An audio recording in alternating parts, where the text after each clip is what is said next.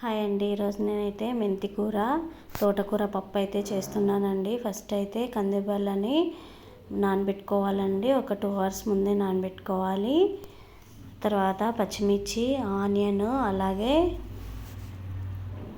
Tomato కూడా వేసుకోవాలండి. ఏం లేదండి, ఫస్ట్ అయితే మెంతి కూర పాలకూర అనేది ముందు మీ ఇష్టం అండి. టైము ఉంది అంటే అప్పుడప్పుడైనా మీరు అంతాను ఒలిచేసుకోవచ్చండి. లేదంటే ముందు రోజు నైట్ అయితే ఒలిచిపెట్టుకోవాలి.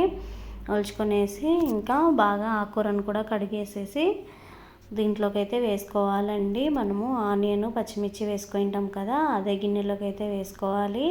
వేసుకొని అలాగే కొద్దిగా టమోటాలు, కొంచెం చింతపండు వేసుకోవాలండి. కావాలంటే కొత్తిమీర కూడా వేసుకోవచ్చు, అది మీ ఆప్షనల్ అండి. మీకు ఇష్టమైతే వేసుకోండి.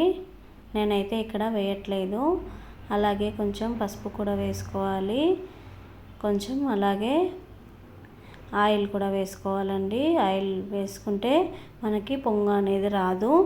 విజిల్ వచ్చేటప్పుడు పైన అనేది వాటర్ అనేది రావండి. అందుకనేసి మనము ఆయిల్ వేసుకుంటాము.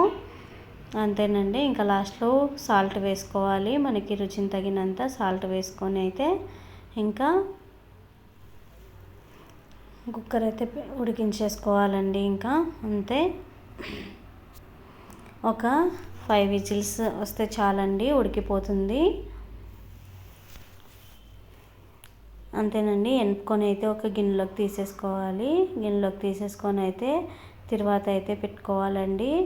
ఆయిల్ వేసుకొని తర్వాతకైతే ఆయిల్ వేసుకొని తెల్లగడ్డ ఉంటుంది కదండి, తెల్లగడ్డల్ని చిన్న చిన్న కచ్చాపచ్చాగా అయితే కొంచెం చేసుకోవాలండి. లేదంటే అలాగైనా తొప్పు తీసి అయితే వేసుకోవచ్చు.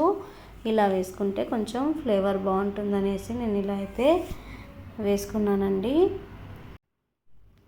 ఇంకా అవి కొంచెం రెడ్గా అయ్యేటప్పటికి ఇంకా ఆవాలు, జీలకర్ర అనేది వేసుకోవాలండి. అలాగే లాస్ట్లో కరివేపాకు కూడా వేసుకోవాలి.